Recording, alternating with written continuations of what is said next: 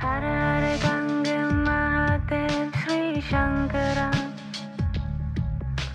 Parvati Pati Mahadev Sri Shankara. Namaste, it's Sahara Rose, and welcome back to the Highest Self podcast, a place where we discuss what makes you your soul's highest evolvement.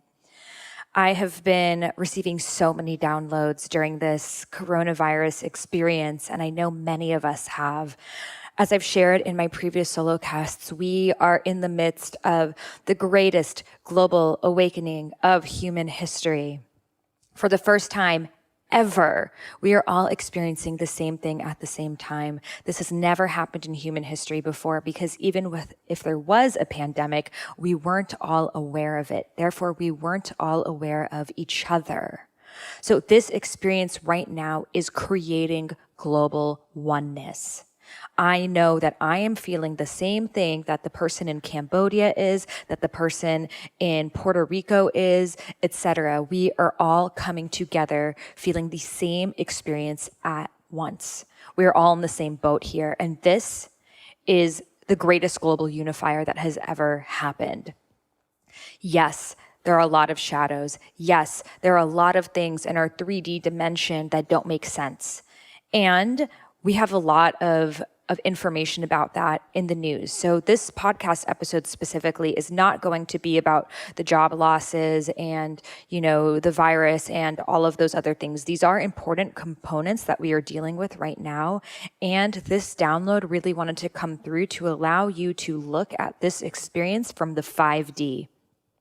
If you haven't heard these terms before, the 3D is the third dimension. So it's the world that we see right now, our physical world, like our survival, our jobs, how are we going to live, what's going to happen to the economy. These are all aspects of the 3D, which are important aspects to look at because we do live in a currently third dimensional world that is operated with survival and money and livelihood, etc.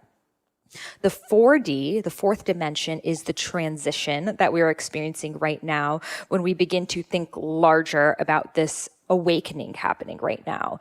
So we're looking at, what are the powers at play? Are we getting all the information that's truly happening? Is our government totally telling us the truth? We start to look at this instead of trusting everything that the media tells us. We begin to look at it from this more speculative lens. That's the 4D. So it's the gateway between the 3D and the 5D. The 5D, the fifth dimension, is the dimension that we are heading into right now collectively. So it's the dimension that you experience when you are meditating or with your kids or dancing, when you just feel so at peace and in joy and in your heart and in love. That is the dimension that we are heading into as a collective, not to just be experienced when you're meditating or with your kid or when you're dancing, but to be experienced as the norm. That is going to be the new way of life. 5D is going to be our new normal.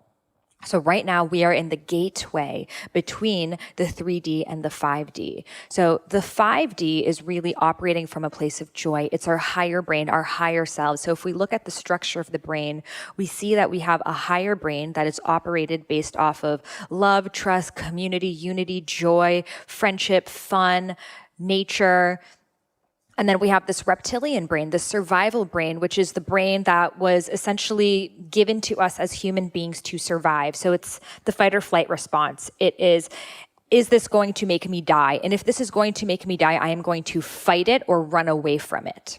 Okay? So we have needed both aspects of our brains to survive as a humankind, up until this point, right? The reptilian brain has allowed us to run away from lions and tigers and obstacles and ice ages. And right now, it's the part of our brains that are being triggered with this coronavirus. It's the part of our brains that is rushing to Costco buying all the toilet paper. It's the part of our brains that thinks, I don't have enough. I need more. I need more. I need more. I need to accumulate as much as possible because that will prevent my fear of the unknown. So really what I want to make this podcast episode about is how to truly alleviate fear from the coronavirus.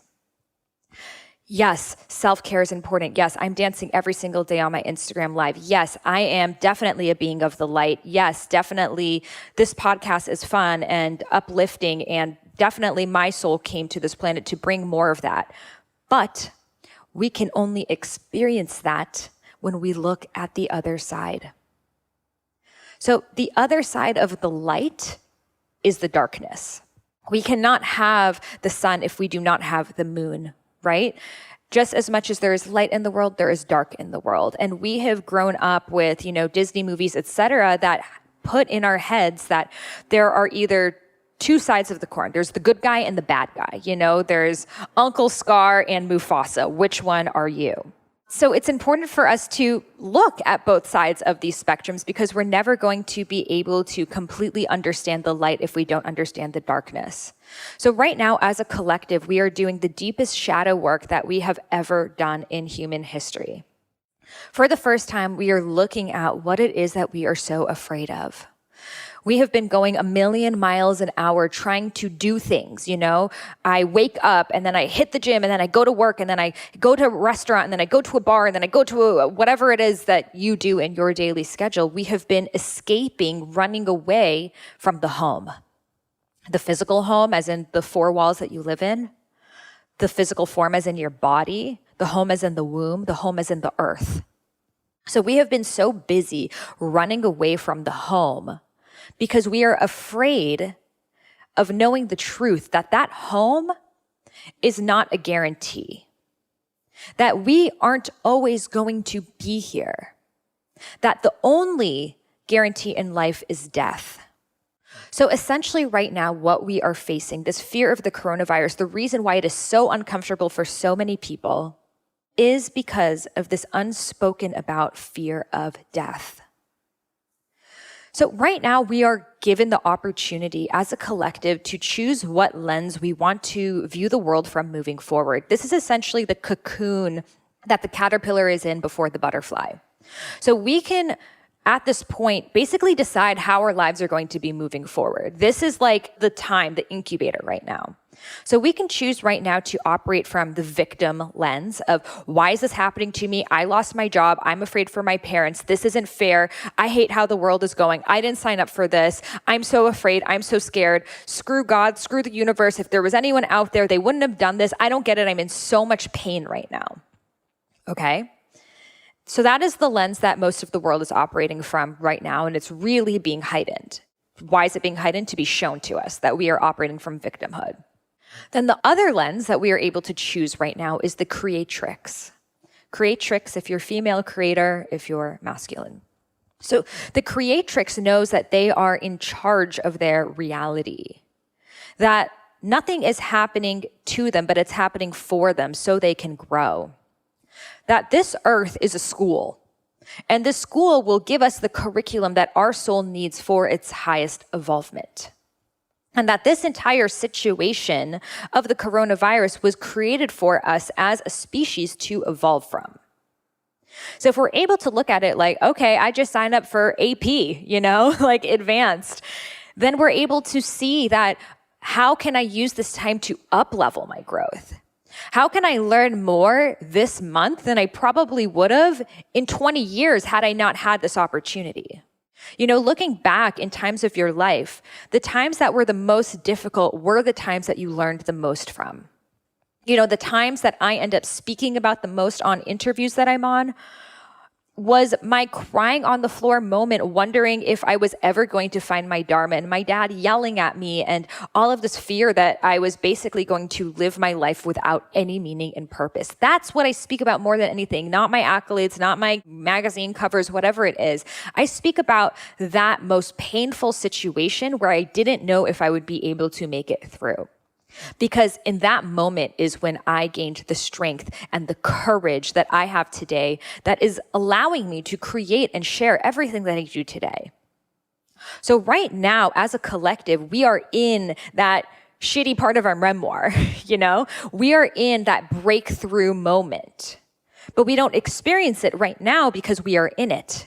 And most of us are operating from the 3D, that we're not able to look at the lens from the higher perspectives to see that we are in that moment right now, that we are gifted this opportunity, that we are able to shift from and learn from. And the sooner that we see that this is a lesson and this is an experience, and by the way, each person's experience of coronavirus is going to be tailored to the exact lessons that their soul needs, then we're able to look at whatever is showing up for us right now and say, this is what I needed to look at. So for a lot of us, it is this fear of death. That is most certainly what it has been for me. So I realized that this huge fear of death was occurring for me because I was constantly scared of what if my parents get it and they die. And I think that that is a huge fear that a lot of us have, especially younger people who know physically we would be able to get through any virus, but we're so afraid of our parents. And for my dad, especially, my dad is not healthy. He eats burgers and fries and drinks Coke and doesn't listen. And he knows he's not supposed to, but he does it anyways. And because of that, he has, diabetes and high blood pressure and kidney stones and a lot of the issues that would make something like coronavirus lethal. So I went into my, oh my God, how can I save this person? I went into my, I need to become the superwoman. I'm going to send him all of the supplements and the vitamins and do breath work and do this and do that. And what I realized is, unless he wants to change, I cannot control it. I can't make someone care about something that they don't care about. I can lead from example. I can check in. I can offer advice. But I'm not physically there to literally whop the burger out of his hand. I also am not physically there to block or protect anyone from a virus that is seeming like it's going to eventually hit most of the population, but in different ways. So I had to sink into, what is it that I'm so afraid of? Well, okay, I'm afraid of my lack of control in the situation. I'm afraid that I can't control the outcome of it. I'm afraid that no matter what I do, it's not in my control. And then underneath that fear of control is the fear of death. I had to go into, what am I really afraid of? I'm afraid of him dying. I'm afraid that we wouldn't have had the relationship I wish that we had. I'm afraid that I wouldn't be able to go to his funeral because he lives in Boston. We can't travel right now. And also, my grandmother just died, last week, his mom. So death was deeply on my mind, and I wasn't also able to go to her funeral because of it. So I had to sink into this aspect of death that I had been kind of avoiding and not really thinking about, that I'm afraid of death. And as long as I'm afraid of death, I'm not going to be able to truly live. So this opportunity right now is for all of us to look at our relationship with death. I'm not saying go ask for death, wish for death, anything like that. But what I'm saying is we must understand what death is. Death is an evolution of this human cycle. Death is the only guaranteed. And death really is the great unknown. We don't know what death is. We don't know what happens after death. We have many theories and speculations and even religions based off of it, but we don't know. So what we are afraid of in the fear of death is the fear of the unknown, which is what the coronavirus is bringing to us. We don't know what's going to happen, and that scares the shit out of us. Because we are so used to having our Q1 to Q4 calendar and our goals and our intention settings and checking in on how those intentions went and talking to our coach about it. That's out the window right now. We don't even know what tomorrow will bring. So this is the greatest opportunity for us to practice presence. That at this moment, you are safe. And at this moment, you are protected. And at this moment, if you look around you, everything is okay. The birds are still chirping. The sun is still shining. The kids are still laughing. If you really look at this moment, everything is okay. But we, as humans with this reptilian brain, focus so much on what could potentially happen. Well, everything might be okay right now, but I don't know what's going to happen later. And I don't know, I can't control. And then the fear of death keeps coming up. So we're going to constantly be run by this and trying to self-soothe ourselves if we don't properly go into it. To remove the fear of death, you must trust. You must trust that there is something greater out there that we are unaware of. It may be reincarnation and an afterlife. It may be heaven. It may be just your consciousness moving on into different forms. But as long as we can trust that we are souls, that we are more than this physical body, that really what we are attached to right now is an attachment to the physical body. which actually is a constantly deteriorating substance. The physical body that you are attached to is ever changing. It is not permanent. So we are attached to something that is as fleeting as the wind. We are attached to something that was never ours to be attached to. You are not your body. You are the soul that lives inside your body. And when you can recognize that and trust that, you accept that anything can happen, that nothing is a guarantee, and that this greater being at power, whether you call it goddess, God, Buddha, source, whatever name you want to put on it, will pan things out exactly how they were meant to be. If you or I was meant to die, there's nothing we can do about that. So there is no point living our entire lives so stressed out about something that is truly out of our control. We cannot truly live if we cannot accept that death is inevitable. In fact, the only reason why we create, the only reason why we wake up every day and make art and dance and sing songs and live this beautiful life is because in the back of our mind, we know we are going to die. If you weren't going to die, you wouldn't create this life that you were living in. If life was just always like this and you were never going to die, people would just give up. We create because we do know that there is this timeline that we have. We don't know when that timeline is, but we know that this isn't a forever thing. This life is a fleeting experience. So because we are gifted this moment of now, it is our opportunity to create whatever it is we want to with it. So the day that we truly understand that we are all going to die is the day that we truly understand what it is to be alive. We will only reach surface level spirituality if we don't accept this.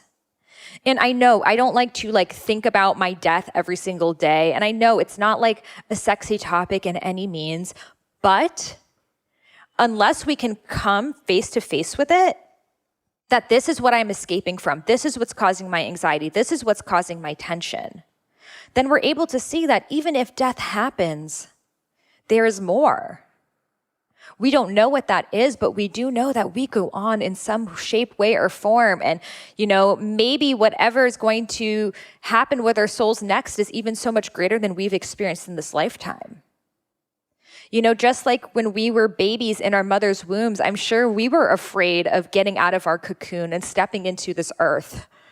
I'm sure we were worried about what was going to be out there. And oh my God, I don't know. I'm sure we were like, please let me stay in this womb forever. And then we were born and we got to experience this gift. And now we are in another womb, this womb of earth, this womb of this lifetime. And we're so afraid of what happens in the next transition, the next evolvement, the next cycle, not knowing that it could be even greater than what we are experiencing right now. So I understand that this is probably deeper spiritual work than many of you have stepped into yet. And some of you are probably like, yes, I think about this all the time, but this is really like the essence of Tantra. The essence of living with duality, the essence of knowing that we can only experience joy when we experience that hardship. And both are simultaneous ends of the spectrum. And when we can accept both and see the medicine in both, that is when we truly come alive. And in my perspective, that is really when life becomes fun. Because the truth is, the fear of death is not even new. It was always there, but we just weren't thinking about it yet. 1 in 6 people die of heart disease. That is millions of times more deadly than coronavirus. But we aren't thinking about it all the time. We aren't, on the news like, oh my God, 1 in 6 people will die of heart disease. Stop drinking Coke. Stop going to McDonald's. Stop getting stressed out. This is the greatest killer of all time. Oh my God, stay home. Don't be stressed. Imagine if we reacted about heart disease, which is actually killing 1 in 6 people, the same way as we did coronavirus. So again, I'm not saying don't take precautions. I'm not saying go outside and put other people in jeopardy at all. I'm on day 20 something of my quarantine. I kind of live this lifestyle. So I'm enjoying this beautiful global break in human history.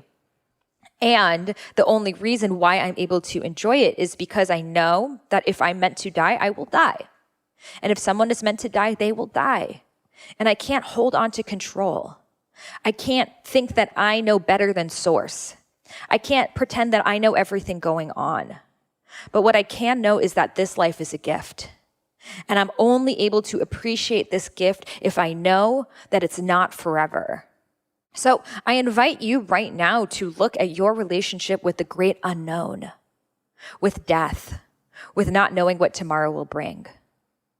I want you to look at what it is that you are so afraid of and really go into it and realize that even if that happens, you will go on, that you will become stronger and wiser and more developed and more loving and more patient, and you've made it through 100% of your worst days, and you will continue to.